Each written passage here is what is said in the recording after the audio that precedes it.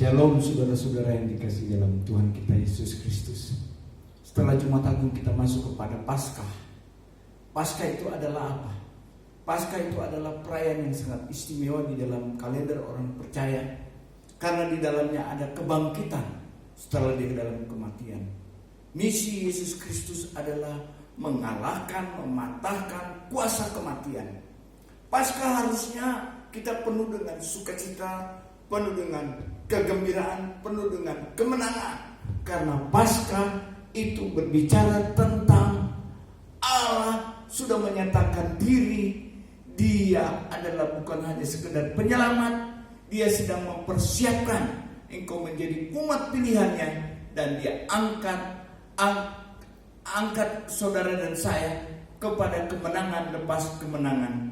Saya melihat suasana Paskah pertama dalam kitab Lukas pasalnya yang ke-24 ayat 13 sampai ayat 35, tapi saya hanya baca beberapa ayat saja dari ayat yang ke-13 sampai ayat yang ke-17. Pada hari itu juga 2 orang dari murid-muridnya Yesus pergi ke sebuah kampung bernama Emmaus yang terletak kira-kira 7 mil jauhnya dari Yerusalem. Dan mereka bercakap-cakap tentang segala sesuatu yang telah terjadi. Ketika mereka sedang bercakap-cakap dan bertukar pikiran, datanglah Yesus sendiri mendekati mereka lalu berjalan bersama-sama dengan mereka. Tetapi ada sesuatu yang menghalangi mata mereka sehingga mereka tidak dapat mengenal dia. Yesus berkata kepada mereka, "Apakah yang kamu percakapkan sementara kamu berjalan?" Maka berhentilah mereka dengan muka muram. Suasana Paskah yang pertama dilakukan oleh Yesus Kristus dengan kebangkitannya. Hanya yang sangat disayangkan, 2 muridnya tidak tahu murid-murid yang lain. Mereka dalam ketakutan, mereka dalam kecemasan. Diberitahukan di ayat ini, muka mereka menjadi muram. Rupanya Paskah diawali dengan muka muram. Muka muram ada di dalam hatinya, terjadi kesedihan, seolah-olah tidak ada harapan. Saya mencatat di sini ada 3 kebenaran yang kita bisa lihat dari mengapa kesendirian mereka menjadi muka muram. Pertama, karena kebuntuan harapan. Harapannya Yesus akan menjadi raja yang membebaskan mereka dari bangsa Romawi buntu karena Yesus mati. Tapi waktu Yesus datang kepada murid-muridnya, khususnya 2 murid yang sedang berjalan ke Emmaus, tidak disebut muridnya namanya siapa, tapi menuju ke Emmaus. Saya sebut saja murid-murid dari Emmaus. Dikatakan di sana, mereka buntu karena tidak ada harapan. Mereka sedang menyalahkan sebuah keadaan. Kenapa bisa terjadi? Mereka bisa menyalahkan orang-orang lain, orang Romawi. Mereka bisa menyalahkan. Kebuntuan terjadi karena saling menyalahkan. Kalau kita dalam keadaan seperti ini, kita bisa menyalahkan Wuhan. Kenapa virus itu bisa terjadi di mana-mana? Dari satu media saya mendengar bahwa Cina sedang dituntut berapa triliun, 700 atau 7.000, saya kurang mengerti. Karena virus ini menghancurkan ekonomi, kesehatan masyarakat sehingga banyak yang menjadi korban di seluruh dunia. Kita bisa menyalahkan itu, tapi berita Paskah bukan berita menyalahkan. Yang menjadi kesalahan adalah kalau engkau menyalahkan dirimu sendiri. Berita Paskah adalah berita penuh kemenangan, berita yang penuh sukacita, berita yang membawa engkau menikmati kebaikan-kebaikan Tuhan. Itu tujuan Paskah. Engkau diberikan, sebenarnya di sana ujung-ujungnya engkau ada harapan. Tapi Paskah pertama mereka menghadapi satu situasi yang membuat muka mereka muram. Yang kedua, Ini menjadi gambaran yang ayat yang ke-16. Tetapi ada sesuatu yang menghalangi mata mereka, sehingga mereka tidak dapat mengenal Dia. Bayangkan Yesus yang tiap hari bersama dengan mereka sudah tidak dikenal. Memang ada beberapa pendapat karena Yesus dalam kemuliaannya, karena ini yang menjadi penghalang, yaitu mereka muram, sedih, menghadapi frustasi karena gurunya sudah mati. Tapi mereka tidak tahu karena Yesus sudah bangkit. Ini yang membuat mereka muram dan mereka tidak mengenal Yesus. Kenapa? Karena ada firman Allah yang tenggelam. Bukankah berita Paskah, berita kebangkitan itu sudah Yesus katakan bahwa pada hari yang ketiga Dia akan bangkit? Mereka lupa. Karena mereka matanya dihalangi oleh kesedihan, oleh tenggelam. Hati-hati, firman Allah jangan sampai tenggelam matamu.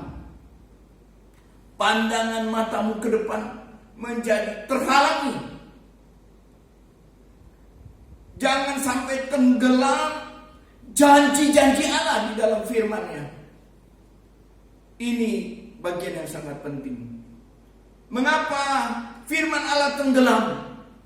Tidak lagi nampak sinar kemuliaannya.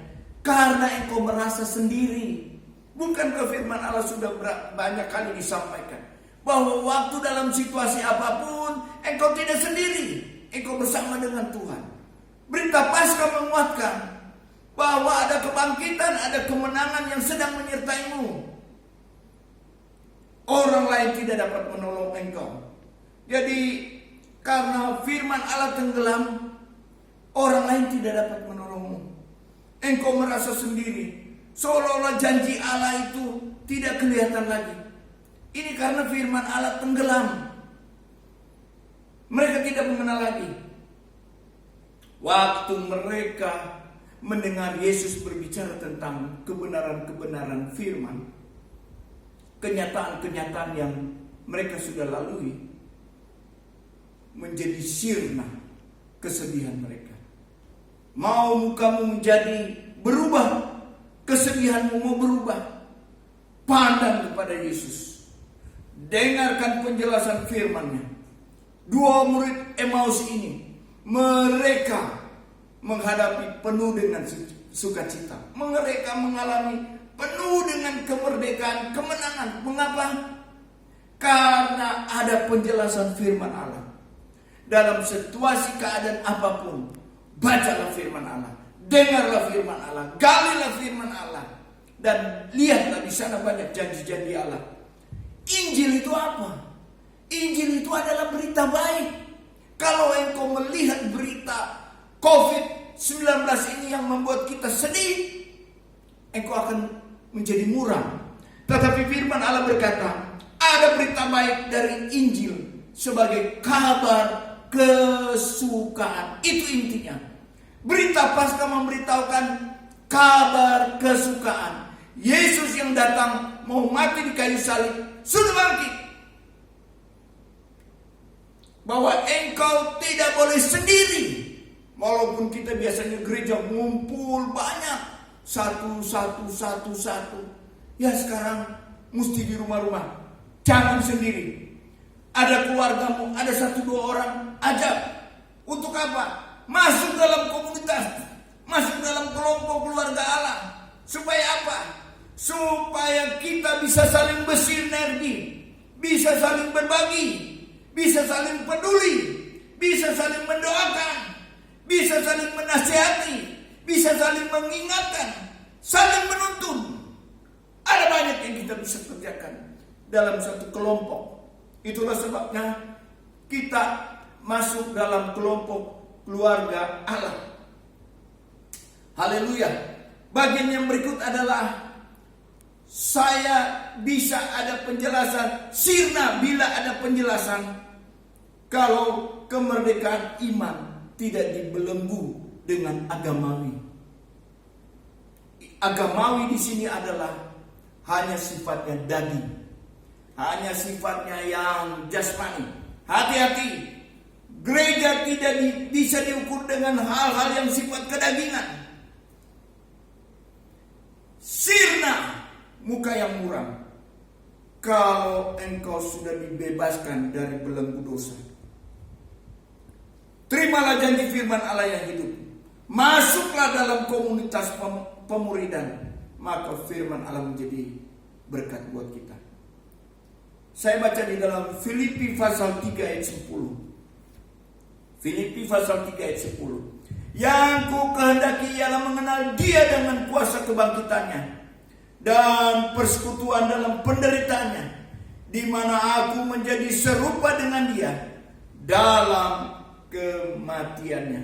Yang ku kehendaki ialah apa?